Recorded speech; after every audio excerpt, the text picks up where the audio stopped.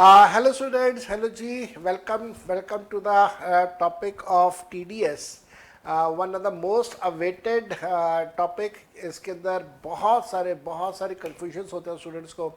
Chapter का nature कुछ ऐसा है कि जहाँ पे बहुत सारे सेक्शंस हैं. पहला प्रॉब्लम तो यहीं पे आ जाता है. उसके बाद बहुत सारे सेक्शंस के अंदर, हर सेक्शन के अंदर लिमिट्स हैं, वहाँ पे कन्फ्यूजन आ जाता है. लिमिट्स में फिर एक और प्रॉब्लम आ जाती है कि किसी केस में उस लिमिट के बियॉन्ड पूरे अमाउंट के ऊपर टीडीएस करना है, और कुछ सेक्शंस ऐसे हैं जहाँ पे लिमिट के बियॉन्ड सिर्फ एक्सेस के ऊपर टीडीएस करना है. और ख़ास तौर पे सेक्शन 194N जो हमारा उसका आता है कैश विड्रॉल का, उसमें तो भयंकर परेशानी है. और ये परेशानी आपको दिखाई देगी, परसिस्ट कर रही है सी इंस्टीट्यूट के बिहेवियर में. यहाँ पे मैं आपको दिखाऊंगा कि कभी वो क्या करते हैं कि एक्सेस अमाउंट के ऊपर टीडीएस काटते हैं, कभी फुल अमाउंट के ऊपर टीडीएस काटते हैं. तो even C institute is not very clear in their thoughts that what has to be done. तो हम लोग वो सब कुछ डिस्कस करेंगे यहाँ पे क्लास के अंदर. सेक्शन 192 से टीडीएस के स्टार्ट हो जाते हैं and it goes till like 194Q तक जाते हैं और उसके बियॉन्ड भी. तो अब देखते हैं, स्टार्ट करते हैं. This is going to be interesting, one of the most awaited from the student perspective. एक चीज़ और बड़ी इंपॉर्टेंट है, सेक्शन 194M अच्छे से करके जाइएगा. एग्जामिनर का फोकस 194M के ऊपर भी काफ़ी होता है. तो हम लोग स्टार्ट कर रहे हैं यहाँ पे टीडीएस, और टीडीएस के जो क्वेश्चंस हैं वो हैं 180 से लेके 202 तक. तो पहला क्वेश्चन हमारे पास दिया हुआ है, क्वेश्चन नंबर 180. एग्जामिनर कहता है mister X is a resident and is due to receive 4.5 lakh रुपए on 31 March towards a maturity proceeds of LIC policy. अब LIC पॉलिसी के मैच्योरिटी प्रोसीड्स पे जो सेक्शन अप्लाई होते हैं वो है सेक्शन 10 सबसेक्शन 10D, जो कि एग्जेम्पशन से रिलेट करता है. और अगर वो एग्जेम्प्ट पॉलिसी नहीं है तो फिर सेक्शन 194DA TDS का टॉपिक आ जाता है. तो या तो पॉलिसी एग्जेम्प्ट है, सेक्शन 1010DA लग जाएगा. अगर वो पॉलिसी एग्जेम्प्ट नहीं है तो 194DA लग जाएगा. Moving on. अब ये कहता है कि साहब जो पॉलिसी है वो पॉलिसी इसने अप्रैल 18 में लिया था. अप्रैल 18 का मतलब है कि पॉलिसी का जो लिमिट है वो 10% का लिमिट रहेगा, जिसका सम इंश्योर्ड था 4 लाख रुपए और एनुअल प्रीमियम था 50,000 रुपये. ना यहाँ पे होगी गड़बड़. 4 लाख का 10% आता है 40,000 रुपये, तो प्रीमियम जो है वो 40,000 रुपये तक का अलाउड था, लेकिन इसने पे किया है 50,000 रुपये. अब जब पॉलिसी मैच्योर होगी और इसको पैसा वापस मिलेगा तो सेक्शन 10 सब सेक्शन 10D का एग्जेम्पशन नहीं होगा और टैक्सेबल हो जाएगी पॉलिसी, जिसके ऊपर 194DA का TDS लग जाएगा. आगे की बात करता है, mister Z is a resident. अब ये दूसरा व्यक्ति है, पहले एक्स की बात हो रही थी, अब जेड की बात हो रही है.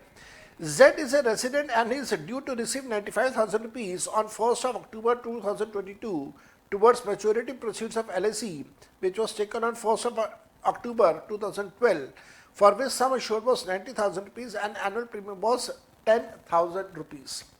अब यहाँ पे 2012 की बात हो रही है. मेरे बेटा एक बात का ये ध्यान रखिएगा कि चाहे 2012 हो, 2014 हो, 2003 हो, कुछ भी हो, TDS यहाँ पे कटेगा ही नहीं, क्योंकि जो अमाउंट इसको मिल रहा है वो 1 लाख रुपए से कम का है, 95,000 का है. जबकि सेक्शन 194DA कहता है कि अगर अमाउंट 1 लाख से ज़्यादा होगा तो TDS काटना है. तो Z को जो पैसा मिल रहा है वो 1 लाख से कम है, TDS नहीं होगा. अब आ जाती है बात X की. X को जो पैसा मिल रहा है वो 4.5 लाख रुपए मिल रहा है, 1 लाख से ज़्यादा है, और जो प्रीमियम था वो भी 10% से ज़्यादा का था. इस वजह से TDS के प्रोविजन अप्लाई हो जाएंगे. ऑप्शंस देखते हैं. ऑप्शंस में क्या है. Point number A, TDS is to be done on the income comprised on the maturity proceeds payable by X and Z. गलत है. X and Z दोनों के लिए TDS होगा, ऐसा नहीं है, तो ये गलत हो गया. B, TDS has to be done on the income comprising the maturity proceeds payable to X. X के ऊपर TDS होगा, डेफिनेटली होगा जी, 100% होगा. C, TDS has to be done on the income comprised on the maturity proceeds payable to Z. Z के ऊपर नहीं होगा, amount 1 lakh से कम का है. And D, no TDS has to be done on the income comprised in the maturity proceeds payable to either X or to Z. ये भी गलत हो गया, यहाँ पे भी टीडीएस के प्रोविजन अप्लाई नहीं होंगे। तो पहला क्वेश्चन हुआ। दूसरे क्वेश्चन पे जाते हैं। Question number 181। Ramesh, Mahesh and Suresh, तो तीन लोग हैं, एक महेश है, एक महेश है, एक रमेश है, एक सुरेश है, तीन लोग हैं। They are joint owners of flat at Mathura. Mathura में कोई फ्लैट है, तो तीन रमेश, सुरेश और महेश, तीन लोग इसके जॉइंट ओनर हैं। which is let out to a Dr. Rajesh on 1st of April 2022। तो ये जो फ्लैट है ये एक डॉक्टर साहब हैं राजेश, उनको लेट आउट कर दिया गया है। The annual rent which is payable by doctor Rajesh for the flat is 5,40,000 रुपये, पूरे साल का 5,40,000 रुपये है। मैं ये मान के चलूँ, अच्छा यहाँ पे आगे बढ़ते हैं, which is credited equally to each of their account. तो 5,40,000 को मैंने 3 से डिवाइड कर दिया, तो हर व्यक्ति के खाते में पैसा गया 1,80,000 रुपये। मेरे बेटा 2,40,000 की लिमिट लगती है रेंट के केस में। अब इस सिचुएशन में क्योंकि जो रेंट का अमाउंट है वो 2,40,000 से कम का है तीनों सिचुएशंस में, तीनों का, तो आपने तीनों का जब अलग अलग चेक करना है कि टीडीएस होगा या नहीं होगा, और अमाउंट 2,40,000 रुपये से कम आ रहा है, तो हमारा आंसर है कि यहाँ पे टीडीएस के प्रोविजन अप्लाई नहीं होंगे। बात को आगे बढ़ाते हैं, जरा पढ़ते हैं पूरा क्या लिखा हुआ है। कहता राजेश जो कि डॉक्टर है, has approach his tax consultant to seek the clarity in relation to the deduction of tax on the payment of rent. He informed his consultant that he occupied such flat for doing his practice. तो अपनी practice कर रहा है, अपनी उसके लिए काम कर रहा है, एज अ डॉक्टर प्रैक्टिस करेगा इसके अंदर। And the receipt from the profession during the preceding year 2021-2022 was 58 lakh rupees। याद रखिएगा, being a doctor इसका जो टर्नओवर है वो 58 लाख रुपीस आ रहा है, जो कि 50 लाख से ज़्यादा है। आप सबको याद होगा 444AA की प्रोफेशनल एक्टिविटी, और अगर इस प्रोफेशनल एक्टिविटी के अंदर जो टर्नओवर है वो 50 लाख से ज़्यादा हो जाए तो टीडीएस काटना ज़रूरी है करंट ईयर में। ये टर्नओवर करंट ईयर का है या पिछले साल का है? ये टर्नओवर पिछले साल का है। पिछले साल का टर्नओवर 50 लाख से ज़्यादा हो जाए तो करंट ईयर में टीडीएस काटना ज़रूरी है।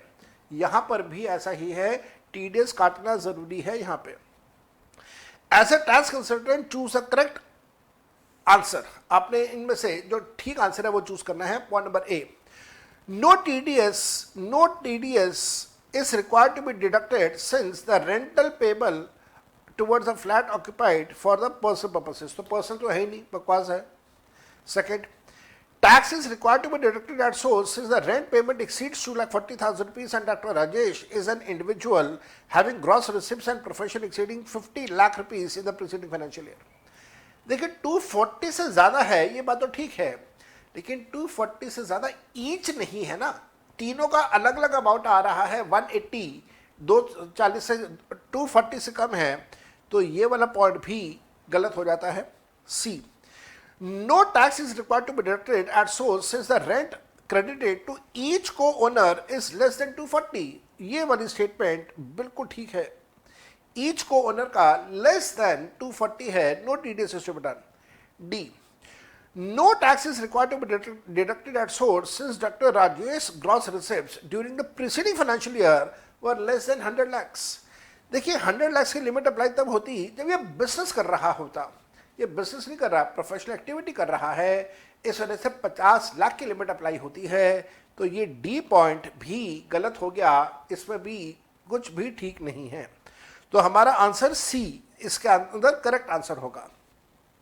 रीजनिंग मैंने आपको नीचे सारा का सारा सोल्यूशन में दिया हुआ है। Next 182, mister Ram acquired a house property eight Chennai from mister Satyam. Acquired लिखा हुआ है यहाँ पे, तो यहाँ पे एक्वायर्ड से हमें मतलब समझ आ रहा है परचेज। एक्वायर्ड से मतलब समझ आ रहा है परचेज। तो क्या हुआ, राम ने हाउस प्रॉपर्टी परचेज करी है चेन्नई में। Ram has acquired the house property eight Chennai from mister Satyam a resident for the consideration of 85 lakh rupees on 23rd of August 2022। Current year में 50 लाख से ज़्यादा की वो प्रॉपर्टी परचेज कर रहा है। On the same day Ram made 2 separate transaction. उसी दिन राम ने 2 और ट्रांजेक्शन्स करी हैं thereby acquiring an urban plot of land at Gwalior from Mr. Vipun, a resident, for the sum of 50 lakh रुपए। तो राम ने एक तो मकान खरीदा 85 लाख का, राम ने एक और प्लॉट ऑफ लैंड खरीदा है 50 लाख का, और फिर वो कहता है कि राम ने एक रूरल एग्रीकल्चर लैंड परचेस करा है दानिश से, जिसका कंसिडरेशन था 75 लाख रुपए का। अब एग्जामिनर कहता है which of the following statement are correct, assuming that in the consideration amount as aforesaid all charges incidental to the transfer of the immovable property are included. मेरे बेटा, परचेज ऑफ प्रॉपर्टी से related section 194IA लगता है। Section 194IA कहता है कि TDS होगा जब consideration is greater than 50 lakh rupees. अब अगर कंसिडरेशन 50 के बराबर है तो टीडीएस नहीं होगा, एक बात। दूसरा, जो अर्बन एग्रीकल्चर लैंड है उस पर तो टीडीएस है, लेकिन रूरल एग्रीकल्चर लैंड के ऊपर टीडीएस के प्रोविजन अप्लाई नहीं होने वाले। तो यहां पर रूरल एग्रीकल्चर लैंड लिखा हुआ है, no TDS is to be done on this, इसके ऊपर टीडीएस नहीं है। जो ग्वालियर वाला प्लॉट है उसके ऊपर भी टीडीएस नहीं होगा, क्योंकि उसकी कीमत एग्जैक्ट 50 लाख है। 50 लाख से ज्यादा होने पे टीडीएस होता, इसके ऊपर टीडीएस नहीं होगा। तो इसका मतलब जो टीडीएस होगा वो सिर्फ इस 85 लाख के ऊपर टीडीएस के प्रोविजन अप्लाई हो जाएंगे। अब नीचे ऑप्शंस क्या हैं वो देख लेते हैं हम लोग। Point number A, no TDS is required to be deducted in respect of any of the 3 payments, ये तो गलत है। Second, TDS at 1% is subtracted on all 3 payments, ये भी गलत है। और याद रखिएगा 50 लाख जो है वो ईच प्रॉपर्टी का है, एग्रीगेट में नहीं है। TDS of 1% is to be done at 85 lakh rupees and 50 lakh rupees are attracted. No TDS is to be done on 75 lakh rupees for the acquisition of rural agriculture land। अच्छा, एक चीज़ है जो मैं 194IA में थोड़ा सा इसमें जो मैं आपको कह रहा था कि ग्रेटर देन 50 लाख है, ये ग्रेटर देन 50 लाख नहीं है, ये आता है इक्वल टू और greater than 50 lakh, equal to और ग्रेटर देन 50 लाख आता है, इक्वल टू और ग्रेटर देन 50। अच्छा हाँ, एक और चीज़ मैं असल में मैं वही सोच रहा था कि यहाँ पे पोजीशन क्या है। ध्यान रखिएगा, इस साल से असेसमेंट 23-24 से इसमें अमेंडमेंट है। अमेंडमेंट क्या है? अमेंडमेंट ये है कि स्टैम्प ड्यूटी वैल्यू और सेल कंसिडरेशन दोनों, और यहाँ पे हिंदी वाला और बोला मैंने, अंग्रेजी वाला और नहीं है। स्टैम्प ड्यूटी वैल्यू और साथ साथ में इसका जो सेल कंसिडरेशन है, अगर दोनों 50 लाख से कम है तो टीडीएस नहीं होगा। अगर दोनों 50 लाख से ज्यादा है टीडीएस होगा, या अगर एक भी 50 लाख से ज्यादा है तो टीडीएस होगा। ना तो प्रॉब्लम है कि इस पूरे क्वेश्चन के अंदर स्टैम्प ड्यूटी वैल्यू गिवन नहीं है। मैं अज्यूम कर लेता हूं कि जो सेल प्राइस है वही स्टैम्प ड्यूटी वैल्यू है, और जो लेटेस्ट अमेंडमेंट है वो ये कहता है कि साहब stamp duty value and sale consideration दोनों चीजें 50 लाख से कम है, टीडीएस नहीं करना।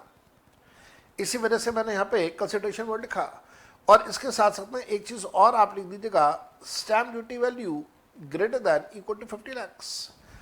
तो ऐसे सिचुएशन में अब स्टैम्प ड्यूटी वैल्यू गिवन नहीं है, अज्यूम कर लेना कि ये ही स्टैम्प ड्यूटी वैल्यू है, कंसिडरेशन ही स्टैम्प ड्यूटी वैल्यू है, अज्यूम कर लेना।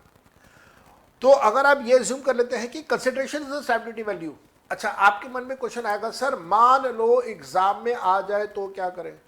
एग्जाम में आ जाए तो भी आप ऐसे ही सोल्यूशन करना, ये मानते हुए कि अगर स्टैम्प ड्यूटी वैल्यू गिवन नहीं है तो सेल कंसिडरेशन ही स्टैम्प ड्यूटी वैल्यू है, तो आप उसी के हिसाब से सोल्यूशन करेगा। अब क्योंकि यहाँ पे 50 लाख से कम सिर्फ एक प्रॉपर्टी है, कौन सी है? नहीं, कोई भी नहीं है, इनफैक्ट 50 लाख से ज़्यादा तीनों हैं, लेकिन रूरल एग्रीकल्चर लैंड में टीडीएस नहीं होगा, ये बात तो बिल्कुल ठीक हो गई।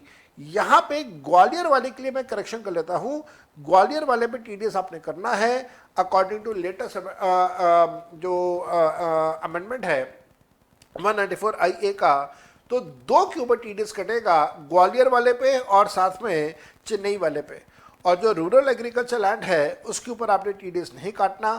तो हमारे पास आंसर आ जाता है सी, TDS of 1% is to be done at 85 lakh rupees and 50 lakh rupees and no TDS is to be done on 75 lakh rupees of acquisition of rural agriculture land. Then D point पे आइए, TDS of 1% of 85 lakh is attracted, no TDS on 50 and 75, तो ये D गलत हो जाता है इस बार का लेटेस्ट अमेंडमेंट के मुताबिक। नेक्स्ट आ जाओ, नेक्स्ट आ जाओ जी, question number 183। Mr. X paid a professional services, paid fees for professional services of 40,000 rupees to Y, who is engaged only in the business of operation of call center on 15th of July। तो दो बातें हैं, एक बात तो ये होगी कि जो पेमेंट है दैट इज ग्रेटर देन 30,000, और दूसरा कॉल सेंटर है तो कॉल सेंटर के लिए जो रेट है वो 2% फिक्स किया गया है। और ये कौन से सेक्शन की बात कर रहा हूं मैं बात कर रहा हूं सेक्शन 194J से रिलेटेड। 194J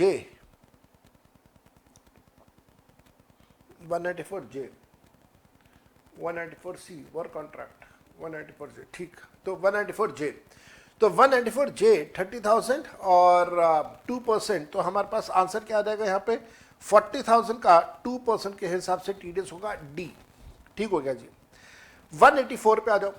184 कहता है a firm pays salary and interest on capital to its resident partner, the salary and interest paid falls within the limit of section 40 clause B, which of the following statement is true? बिना पढ़े बता देता हूं, partnership firm में कभी TDS होना ही नहीं है। पार्टनरशिप फर्म जब भी अपने पार्टनर को पैसा पे करेगी उसके ऊपर टीडीएस नहीं होगा। No TDS is to be done by the partnership firm. तो अब ऑप्शंस पढ़ लेते हैं। Point A, tax is required to be done under 192 on salary and 194 on interest, गलत है। 192 तो वैसे भी नहीं होगा क्योंकि एम्प्लॉयर एम्प्लॉय रिलेशनशिप नहीं है। Tax is to be done under 192 on salary but no tax is to be done on interest, ये भी गलत है। No tax is to be done on TDS is to be done on salary but has to be done on interest under 194A, ये भी गलत हो गया। No TDS is to be done either on salary और on interest, तो answer है D. बिल्कुल ठीक है जी, कोई टीडीएस नहीं काटेंगे आप क्योंकि एम्प्लॉयर एम्प्लॉय रिलेशनशिप नहीं है तो सैलरी पे नहीं होगा और 194A पे भी नहीं होगा। पार्टनरशिप फर्म जब पे करेगा तो no TDS is to be done, no TDS is to be done. ठीक, नेक्स्ट आ जाओ। 185, mister X is a resident Indian wins 10,000 in a lottery, which statement is true? मेरे बेटा 10,000 से ज्यादा होने पे टीडीएस काटा जाता है।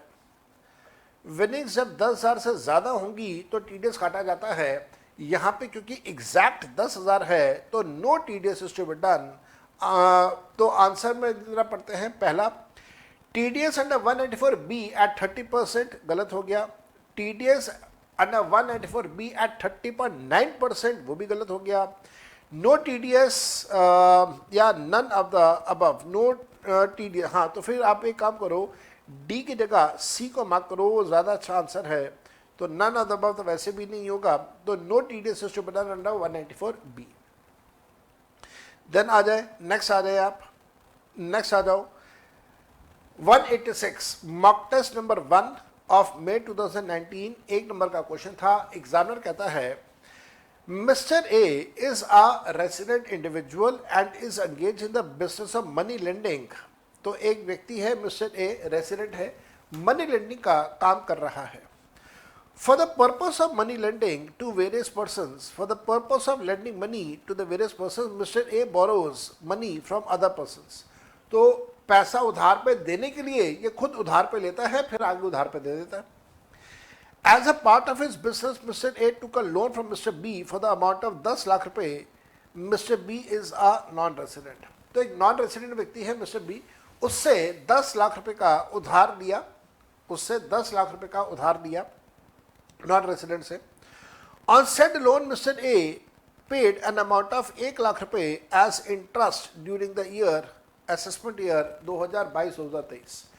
तो ये जो व्यक्ति है ए, ये अब 1 लाख रुपए का ब्याज नॉन रेसिडेंट को दे रहा है। he is making a payment of interest of 1 lakh rupees to a non-resident. आगे कहता है Mr. A has not done TDS while crediting or paying interest amount to Mr. B. अब आगे कहानी मेन, अगर आप नॉन रेसिडेंट को payment करते हैं और नॉन रेसिडेंट को पेमेंट करते समय अगर आपने TDS नहीं काटा है तो सेक्शन 40 सब सेक्शन ए के मुताबिक आपका पैसा इंटरेस्ट का जो आपका खर्चा है उसे प्रॉफिट एंड लॉस अकाउंट के अंदर डेबिट करना अलाउ नहीं किया जाएगा। अब यहाँ पे एक क्वेश्चन आता है सर 30% डिसअलाउ करना है या सारा डिसअलाउ करना है? मेरे बेटा 30% वाली कंडीशन अप्लाई तब होती है जब पेमेंट आप कर रहे हो किसी रेसिडेंट को। यहाँ पर पेमेंट नॉन रेसिडेंट को हो रही है और क्योंकि ये पेमेंट नॉन रेसिडेंट को है इस वजह से 100% आपने डिसअलाउ कर देना है। आंसर्स पढ़ते हैं क्या दिया हुआ है।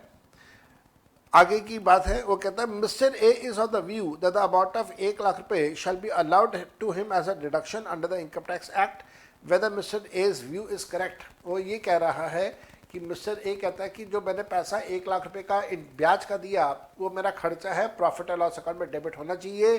क्या ये व्यू उसका करेक्ट है या करेक्ट नहीं है, ये आपने बताना है। पॉइंट नंबर ए कहता है correct, interest expense incurred for business is allowed as a deduction under section 36 subsection 1 clause 3। गलत, ये स्टेटमेंट गलत है। Second, incorrect, the TDS has not been deducted by Mr. A on the interest amount.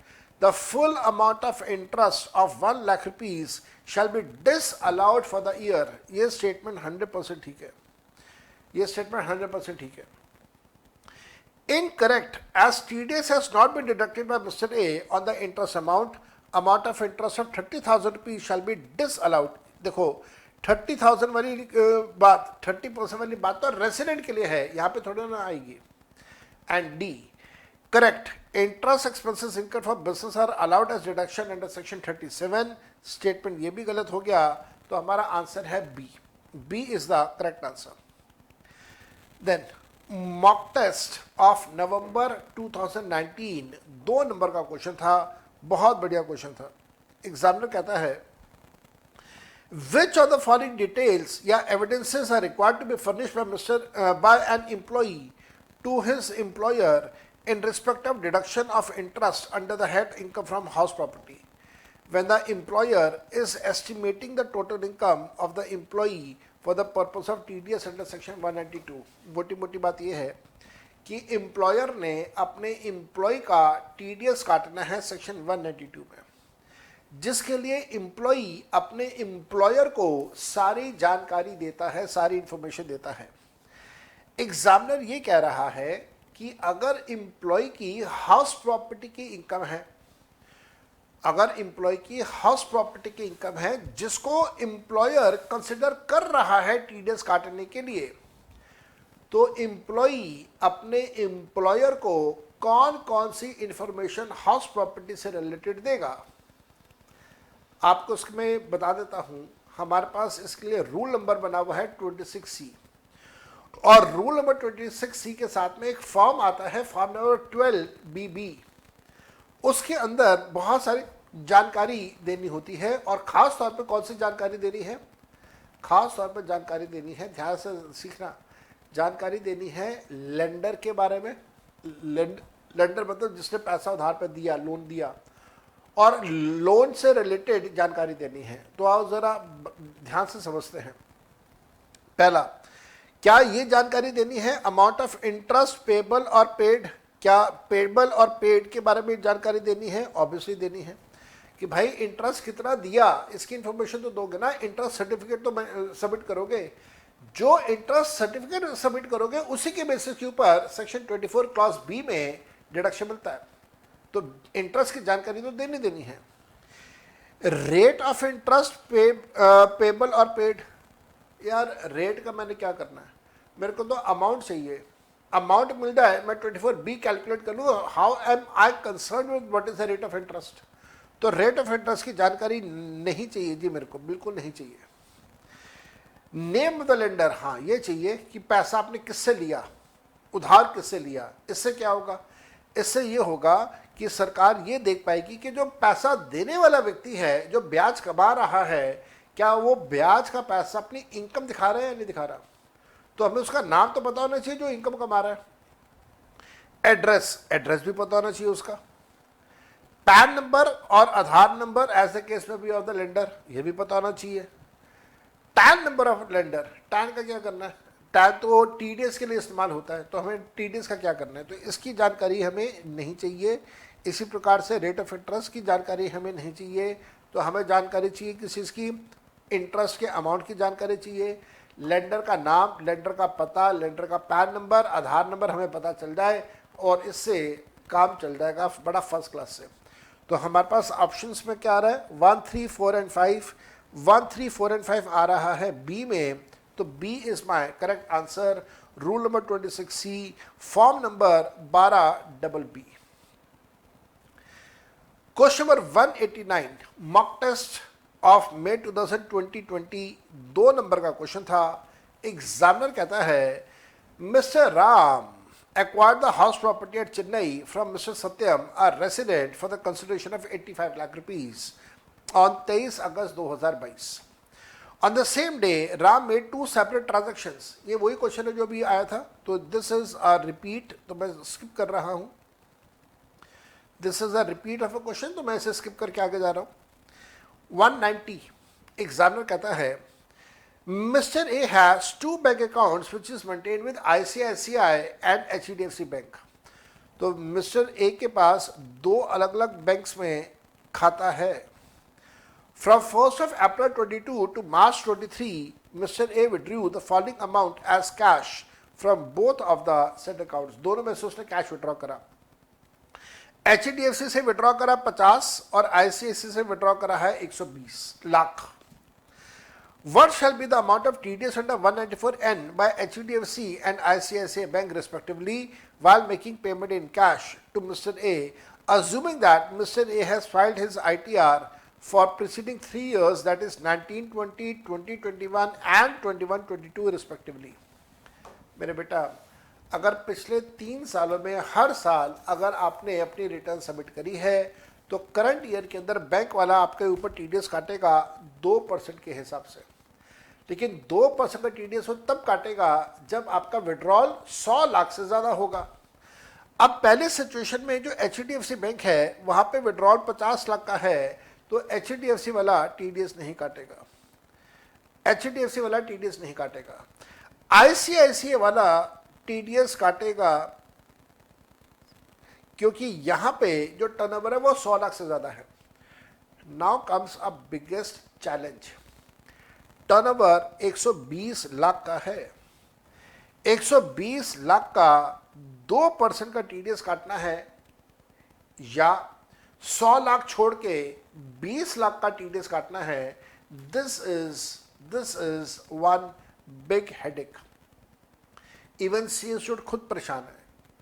आप देखना इसके अंदर कुछ और सोल्यूशन किया हुआ है, आने वाले क्वेश्चन के अंदर कुछ और सोल्यूशन किया हुआ है। अकॉर्डिंग टू मी, मेरे हिसाब से 100 लाख तक का एग्जम्पशन मिलना चाहिए और 20 लाख के ऊपर टीडीएस होना चाहिए मेरे हिसाब से। लेकिन यहां पर सी इंस्टीट्यूट ने पूरे 120 लाख के ऊपर टीडीएस किया है, तो 120 लाख का 2% 2,40,000, तो इनका आंसर आया 0 एंड 2,40,000। 0 एंड 2,40,000 इन्होंने पूरे 120 लाख के ऊपर 2% का टीडीएस अप्लाई करा हुआ है। नेक्स्ट आ जाइए, मॉक टेस्ट नवंबर 2020, 2 नंबर का क्वेश्चन था। एग्जामिनर कहता है mister Ajay Sahu is a sole proprietor of Bluebird Enterprises having a turnover of 65 lakh rupees and not subject to tax audit during the preceding financial year. तो पिछले साल का turnover 100 lakh से कम का था, इसलिए टैक्स ऑडिट नहीं हुआ पिछले साल, और इस साल का टर्नओवर भी 65 लाख रुपए आ रहा है। एक सोल प्रोप्राइटर है। मेरे बेटा ध्यान रखिएगा, सोल प्रोप्राइटर जिसका टर्नओवर 100 लाख से कम का है उसे टीडीएस नहीं काटना। हाँ, 194M के प्रोविजन अगर सेटिस्फाई होते हैं तो 194M में टीडीएस काटना पड़ेगा। पढ़ते आगे। He has received two bills for payment. The first bill is for 42 lakh rupees from Vijay Associates and advocate and property dealer firm for his daughter's hearing, and 21 lakh rupees from same Vijay Associates for brokerage services provided in relation to purchase of one property. तो देखो विजय नाम का जो ये organisation है, इस विजय नाम के ऑर्गेनाइजेशन को दो पेमेंट्स करनी है। एक पेमेंट होगी 42 की, एक पेमेंट होगी 21 की, टोटल हो जाता है 63। अब क्योंकि ये जो 63 है ये 50 से ज़्यादा हो गया तो TDS 194M में अप्लाई होगा। एक पार्टी को अगर आप 50 लाख से ज़्यादा पे करेंगे 194M अप्लाई हो जाएगा। आगे बढ़ते हैं, आगे बढ़ते हैं। वो कहता है Both bills were raised on 21 December 2022 but the payment were made in installments. जो पेमेंट जो है वो इंस्टॉलमेंट्स में थी, उससे कोई फर्क नहीं पड़ता, आपने क्रेडिट तो कर दिया ना उसको। क्रेडिट और payment which ever is earlier, तो क्रेडिट आपने कर लिया, TDS आपको काटना पड़ेगा। एग्जामिनर पूछता है determine the TDS liability of mister Ajay Sahu for the current assessment year. तो देखो इसमें अब पोजीशन हमारे पास क्या है, अब हमारे पास पोजीशन यहाँ पे ये है कि पिछले साल का टर्नओवर 100 लाख से कम का था, तो 194C वगैरह तो अप्लाई होंगे नहीं यहाँ पे, और 194H 194C वो सारे सेक्शन अप्लाई नहीं होंगे। लेकिन क्योंकि पेमेंट 50 लाख से ज़्यादा कर रहा है इसलिए 194M यहाँ पे अप्लाई हो जाएगा। 194M जब मैंने अप्लाई करना है तो 194M कहता है कि आपने TDS काटना है 5% के हिसाब से। तो अगर मैं 63 लाख का 5% कैलकुलेट करूँगा, अगर मैं 63 लाख का 5% कैलकुलेट करूंगा तो आ जाएगा 3,15,000। 3,15,000, तो 3,15,000 का TDS का अमाउंट है, तो आंसर आ जाता है B 3,15,000। देन आता है 192 MTP of May 2021 for 2 marks. Examiner कहता है TPR and company is a partnership firm selling its product X through a digital facility provided by MKY Limited, an e-commerce operator। मेरे बेटा जहाँ पे ई-कॉमर्स ऑपरेटर आ गया वहाँ पे आपको याद है सेक्शन भी आ जाएगा 194O। ये जीरो नहीं है, don't write it as 194 this is 194O। तो हाइफन लगा के लिखेंगे तो वो पहचानना आसान होगा, नहीं तो कहीं पता चले आप इसे 1940 पढ़ना स्टार्ट कर दें। तो this is not 1940, this is 194O। E commerce operator. फिर वो कहता है MKY limited has credited the books of accounts the account of TPR and company on 31 January for the sum of 4,80,000 रुपये। तो ये जो ई कॉमर्स ऑपरेटर है इसने 4,80,000 रुपये देने हैं, इस चीज़ की उसने अपने बुक्स ऑफ अकाउंट्स में एंट्री कर ली है। 194O में अगेन वही पोजीशन है, क्रेडिट और payment which ever is earlier. तो क्रेडिट हो गया 480, तो TDS 480 पे तो होगा ही होगा। For the sale of the product X which is made during the month of January 2023, out of 480 the payment of 4,00,300 was made on 3 February. तो कोई बात नहीं, पेमेंट तो हो रही है 4 लाख की, लेकिन अकाउंट क्रेडिट किया हुआ 4,80,000 का, TDS 480 के ऊपर होगा, याद रखिएगा। Moving on further, mister Pawan who purchase the product X through the digital facility by X MKY limited has made a payment of sum of 40,000 रुपये directly to TPR and company on 15 January 2023। ठीक है, आपको ये वाली बात भी याद है 194O में ये बात लिखी गई है कि किसी का ई कॉमर्स ऑपरेटर का प्लेटफॉर्म यूज करते हुए अगर डायरेक्ट पेमेंट पार्टी को कर दी जाए तो उसके ऊपर भी TDS के प्रोविजन अप्लाई होंगे। तो 480 तो ई कॉमर्स ऑपरेटर दे रहा है, और दूसरा 40,000 रुपये ऐसा है जो ई कॉमर्स ऑपरेटर का प्लेटफॉर्म यूज हो रहा है पेमेंट करने के लिए। तो टोटल 520 का सेल है, इस पूरे 520 के ऊपर TDS के प्रोविजन होंगे। इस 520 के ऊपर TDS के प्रोविजन होंगे, सेक्शन अप्लाई होगा 194O, और इसके ऊपर जो TDS होगा वो TDS होगा 1% के हिसाब से। तो अगर 5,20,000 रुपये है तो उसका 1% आ जाता है 5,200 रुपये, तो 5,200 रुपये का TDS के प्रोविजन अप्लाई हो जाते हैं। 5200 टीडीएस के प्रोविजन। ठीक हो गया। तो मेरे ख्याल से अब आंसर क्या है, पॉइंट नंबर ए में वो कहता है नो टीडीएस, गलत है पॉइंट नंबर ए।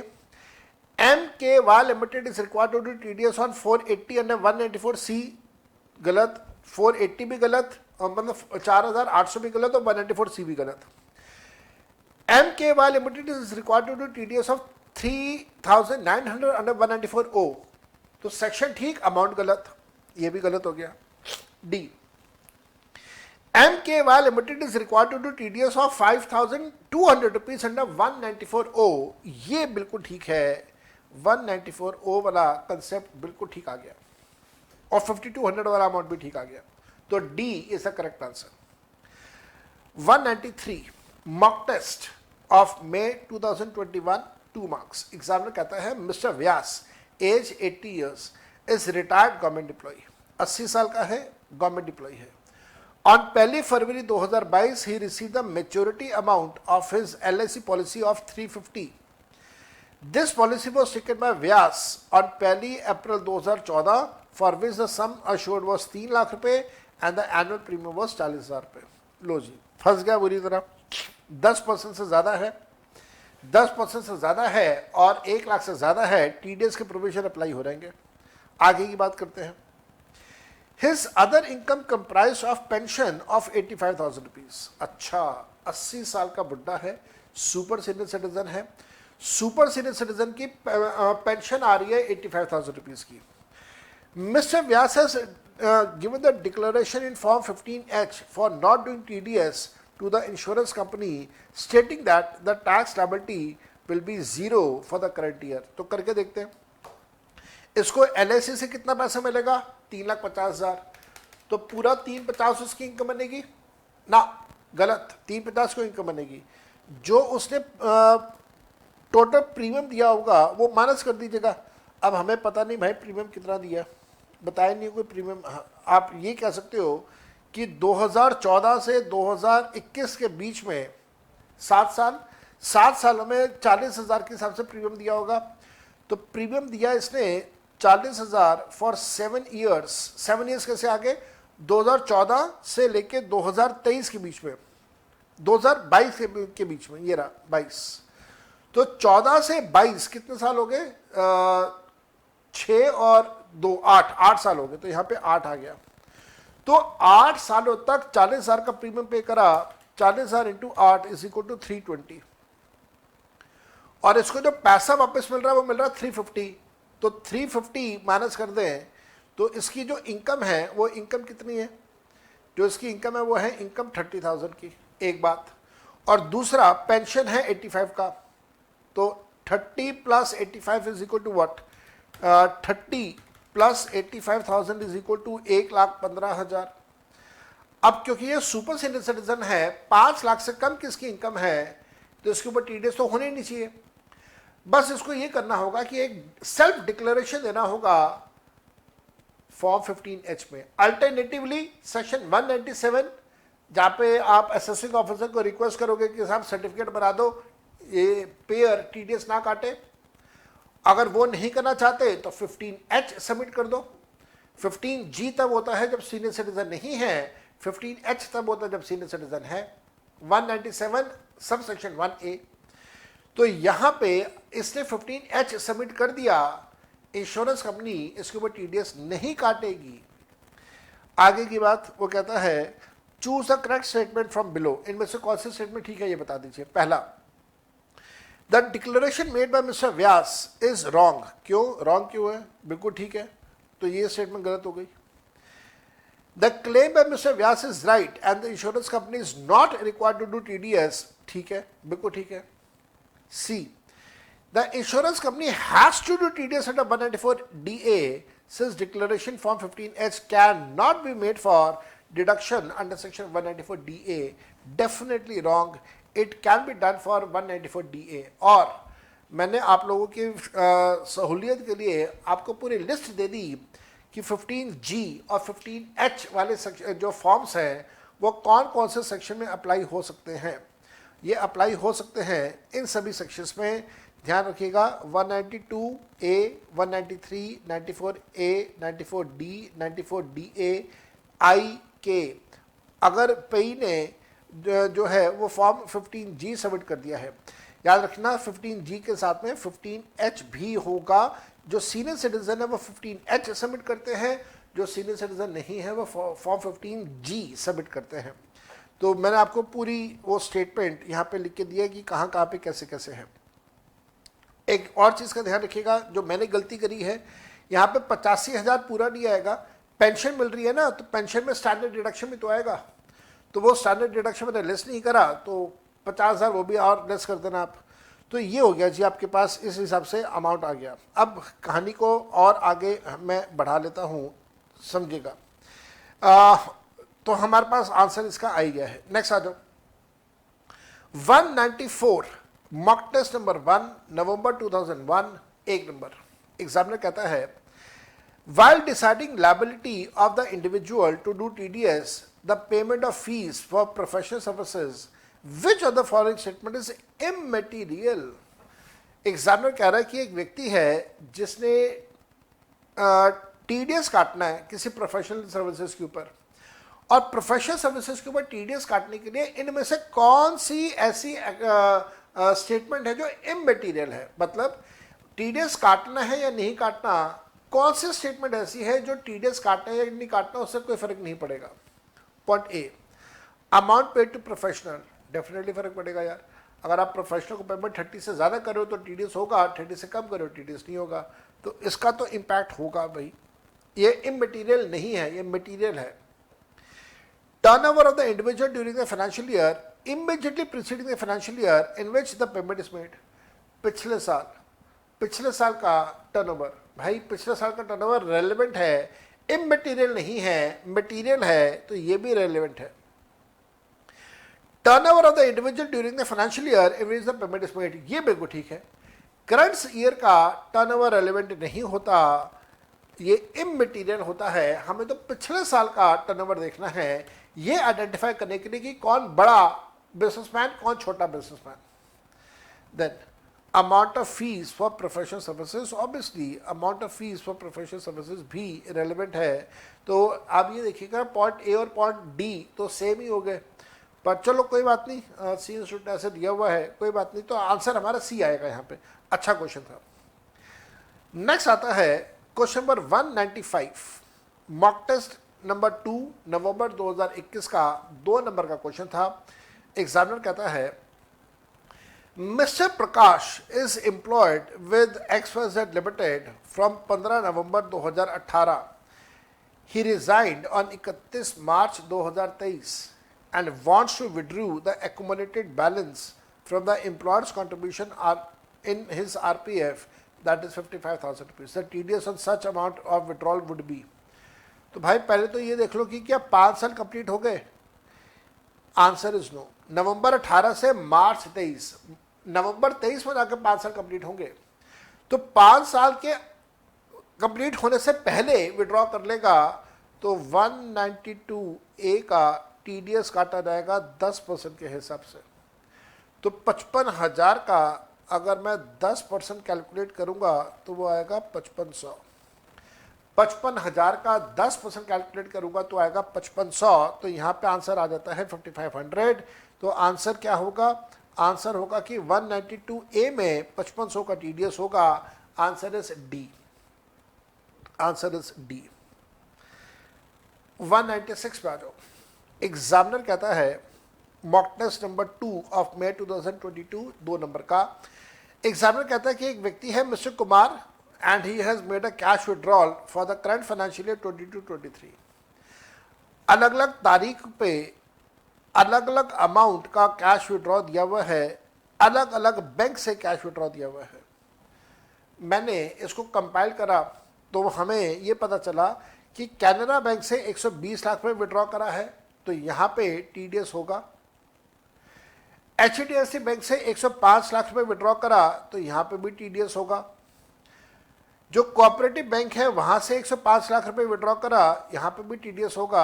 लेकिन स्टेट बैंक ऑफ इंडिया से 100 लाख है, एग्जैक्ट 100 लाख के ऊपर TDS नहीं है, 100 लाख से ज़्यादा पे TDS है। तो 4 में से 3 केस में TDS होगा, 1 में TDS नहीं होगा। अब यहाँ पे हमारे पास क्वेश्चन क्या पूछा गया है।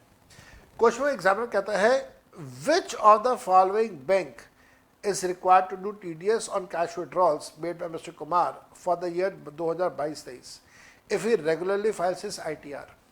तो 3 करेंगे जी, कैनरा करेगा, HDFC करेगा और रेपको कोऑपरेटिव बैंक करेगा, सिर्फ स्टेट बैंक ऑफ इंडिया नहीं करेगा। तो आंसर आ जाता है HDFC, रेपको और Canara bank. C is the answer. Again यहाँ पे चैलेंज, यहाँ पे लड़ाई इसी बात की है, चैलेंज इस बात का है, लड़ाई इस बात की है कि टीडीएस किस अमाउंट के ऊपर होगा, जो 100 लाख के बाद एक्स्ट्रा अमाउंट है उसके ऊपर या पूरे अमाउंट के ऊपर। This is one of the big challenges. 194 sorry question number 197 mock test number 2 of November 2022, 2 number का क्वेश्चन था। एग्जामिनर कहता है mister Harish is an interior decorator declaring profit under 44 ADA for the assessment year 23-24 and for the earlier previous year as well। तो 44 ADA है, इसका मतलब 50 लाख या 50 लाख से कम का इसका टर्नओवर है। Harish has to pay brokerage of 15 lakh रुपए to mister Patel a broker to buy a residential property and अब 50 लाख रुपए to mister Suresh a contractor for construction of the residential house. Are TDS provision attracted in the hands of Mr. Harish in respect of the above transactions? बहुत जबरदस्त question बनाया, बहुत बढ़िया। तो ध्यान रखना, यहाँ पे ये कहा गया कि साहब इसने इसका जो टर्नओवर था पिछले साल का वो 50 लाख से कम का था, तभी तो वो 44 ADA फॉलो कर रहा है। अगर टर्नओवर 50 लाख से कम का था, सुनना, अगर टर्नओवर 50 लाख से कम का था तो इसका मतलब ये हो गया कि ब्रोकरेज का 194H पे टीडीएस नहीं होगा और जो आप कॉन्ट्रैक्ट पेमेंट दे रहे हैं उसके ऊपर 194C का भी टीडीएस नहीं होगा। यहाँ पे जो टर्नओवर है पिछले साल का वो 50 लाख से कम है। बट जहाँ 194H और C अप्लाई नहीं हो रहा, क्या वहाँ पे 194M अप्लाई होगा? देखो 194M अप्लाई तब होता है जब आपकी पेमेंट 50 लाख से ज़्यादा हो। इस केस में क्या हुआ कि दो अलग अलग व्यक्तियों को अलग अलग पेमेंट हो रही है, दोनों को कंबाइन कर दिया जाए तो 50 लाख से ज़्यादा है, लेकिन जब अलग अलग चेक करेंगे तो वो 50 लाख से कम या 50 लाख के बराबर है। देख लो आपके सामने है, एक को आपने 15 लाख रुपए दिया, एक को 15 लाख रुपए दिया और दूसरे को आपने एग्जैक्ट 50 दिया। 50 से ज़्यादा होता 194M लगता, तो यहाँ पर 194M भी अप्लाई नहीं होगा। अब क्वेश्चन समझ आ गया, सोल्यूशन बढ़ते हैं। एग्जामिनर कहता है no TDS provision are attracted in the hands of mister Harish in respect of payment to mister Patel and mister Suresh. मेरे ख्याल से तो स्टेटमेंट ठीक है। Next, yes Harish has to do TDS for the payment to Patel and to Suresh. गलत। Harish has to do TDS on the payment to Patel but does not have to do TDS on payment to Patel but has to do TDS on the payment to Mr. Suresh। ये भी गलत। Harish does not have to do TDS on payment to Suresh but has to do TDS on the payment to Patel। ये भी गलत है। तो my answer is A। Question number 198 mock test number 1 मई 2023, जो मार्च में मॉक टेस्ट हुआ था, 2 number का क्वेश्चन था। एग्जामिनर कहता है an amount of 60,000 rupees was paid to mister Samar on 1 July 2022 towards a fees for professional services without doing TDS. TDS काटा नहीं, पेमेंट कर दिया, बिना टीडीएस के पेमेंट कर दिया। अगर बिना टीडीएस के पेमेंट कर दिया और बाद में टीडीएस करता है तो 1% का ब्याज साथ में देना पड़ेगा। दूसरा, सब्सिक्वेंटली का मतलब होता है बाद में। अनदर पेमेंट ऑफ 75,000 रुपये was due to mister Samar on 28 August 2023 on which TDS of 10% amounting to 13,500 on the entire amount of 135 was deducted and the net amount was paid on the same day to mister Samar. अब आ गया मजा। Summer को जब second payment की गई तो second payment के टाइम पे second payment plus first payment का एग्रीगेट अमाउंट के ऊपर टीडीएस काट दिया। इसका मतलब पहली पेमेंट पे टीडीएस काटने पे ये लेट हो गया। कितना लेट हो गया? देखिए, पेमेंट इसने करी थी जुलाई में, पेमेंट करी थी जुलाई में, और जुलाई में जो पेमेंट करी उसका टीडीएस वो काट रहा है फरवरी के महीने में, 28 फरवरी 2023 ये लिखा हुआ है। तो कितना लेट है जरा वो काउंट कर लीजिए। जुलाई, अगस्त, सितंबर, अक्टूबर, नवंबर, दिसंबर, जनवरी, फरवरी, 8 महीने देरी से टीडीएस काट रहा है। 8 महीने देरी से टीडीएस काटने पे 1% पर मंथ का टीडीएस हो जाएगा। तो 8% है, 8% का यहाँ पे इंटरेस्ट हो जाएगा। मैं गलती से टीडीएस बोल रहा हूँ, इंटरेस्ट हो जाएगा। तो यहाँ पे अब हमारे पास पेमेंट कितनी है वो देखिएगा, 60,000 की पेमेंट है। जो डिले हुआ वो 60,000 है। 60,000 का 10% निकाल लीजिए। 10% क्यों? क्योंकि टीडीएस 10% का था, तो वो आ गया 6,000 पे। 6,000 के ऊपर 8 महीने का 1% लगेगा, 6 8 48, तो अमाउंट ऑफ इंटरेस्ट इज 480 रुपये। कंटिन्यू करते हैं। How ever this tax of 13,500 was deposited on 22 जून 2023। याद रखना इस बात का। टीडीएस काटा था फरवरी में टीडीएस काटा, तो ये पैसा 7 मार्च को जमा हो जाना चाहिए था।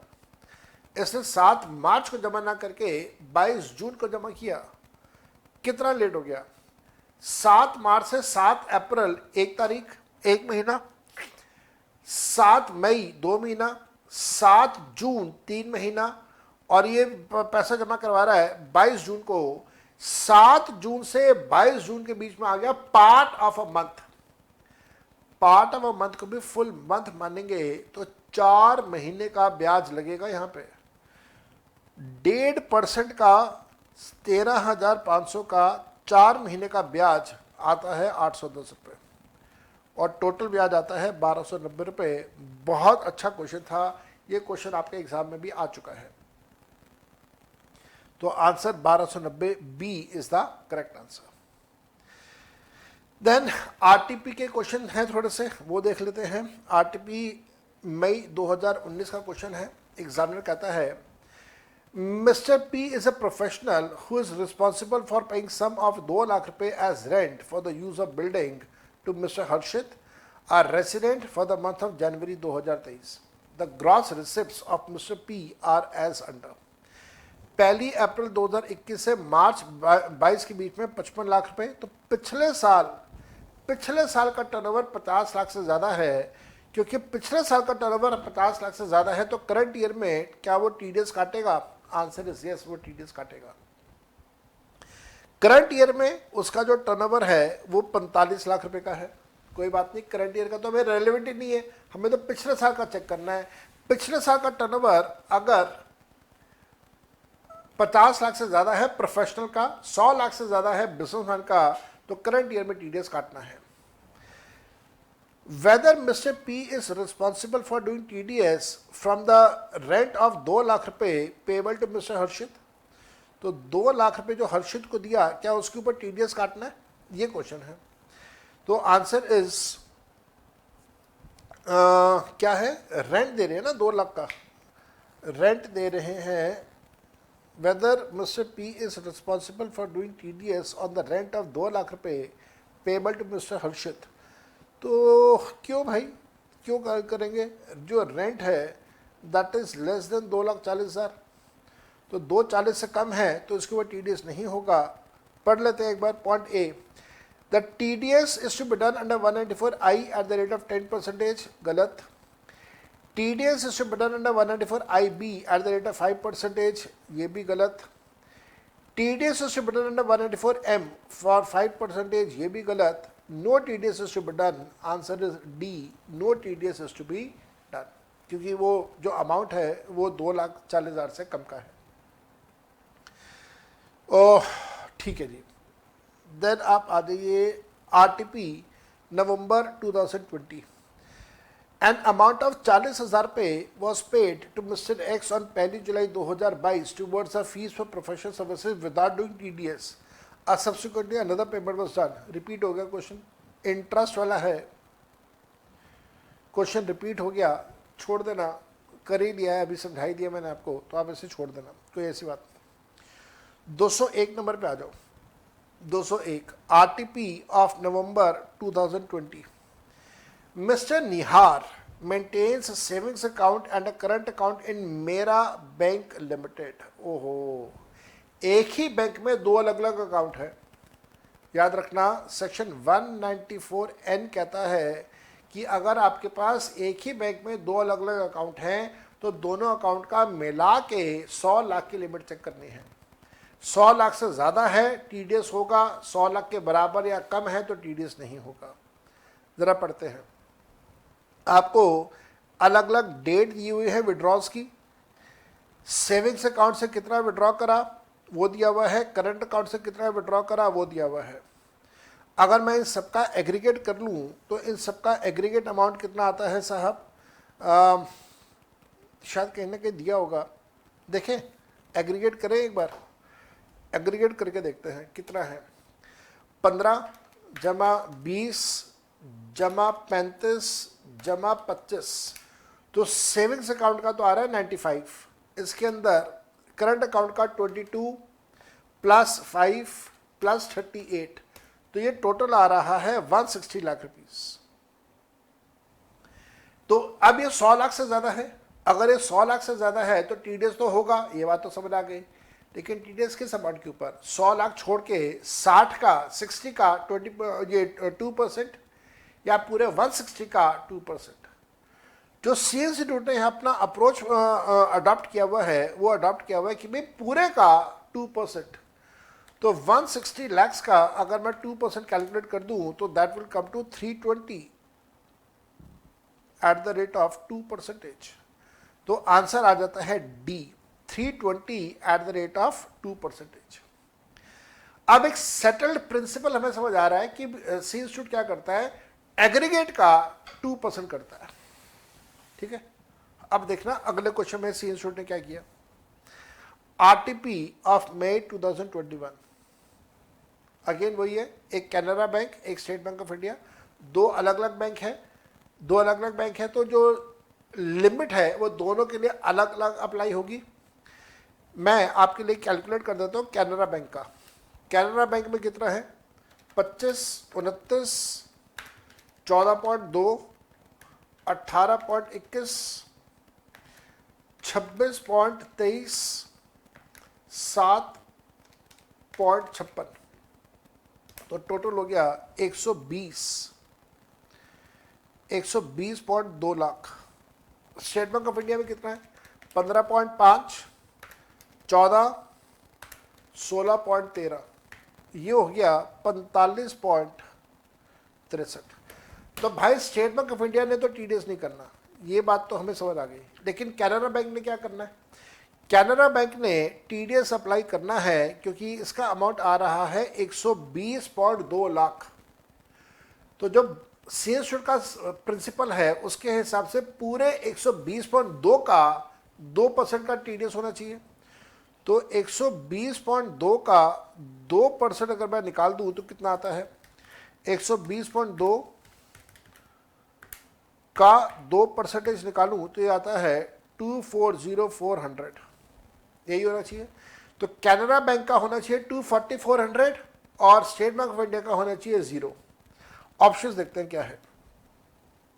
एग्जामिनर कहता है शी हैज, डॉक्टर सरगुन की बात हो रही है यहाँ पे, she has always filed ITR in time for the current assessment 22-23 पिछले साल एंड सो ऑन.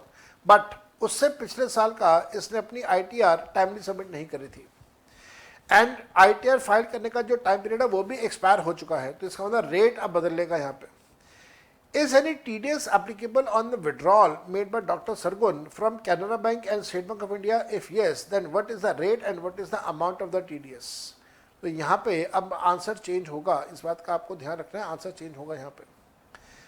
पहला, TDS should be done on 100 and 20,000 at 5% by Canara Bank and TDS is to be done on 2% on 25.63 by State Bank of India. तो ये तो figures ही गलत है. TDS on 20.2 at 5% by Canara Bank and no TDS by State Bank of India. So this is one of the opinions. TDS on 20.2 at 2% by Canara Bank and no TDS by State Bank of India. And TDS on 120 at 5% by Canara Bank and TDS at 5% on the State Bank of India, ये भी गलत है. अब आप अगर ध्यान से देखें तो यहाँ पे हमारे पास दो में से एक आंसर करेक्ट आता है बी और सी में से. सेम स्टूडेंट ने आंसर दिया है सी, जिससे मैं थोड़ा सा बिलीव नहीं रखता, क्योंकि अगर आपने रिटर्न अपनी तीनों सबमिट नहीं करी है तो रेट 2% नहीं होना चाहिए, 5 होना चाहिए. तो इसका आंसर जो मेरे हिसाब से होना चाहिए वो होना चाहिए B. B should be the answer according to B. और बाकी इन्होंने सी दिया हुआ है जो कि मेरे को नहीं लगता. और फिर यहाँ पे बी भी नहीं होना चाहिए.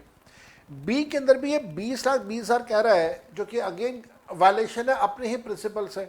अपना प्रिंसिपल ये कहता है कि भाई पूरे 120.2 के ऊपर TDS काटो.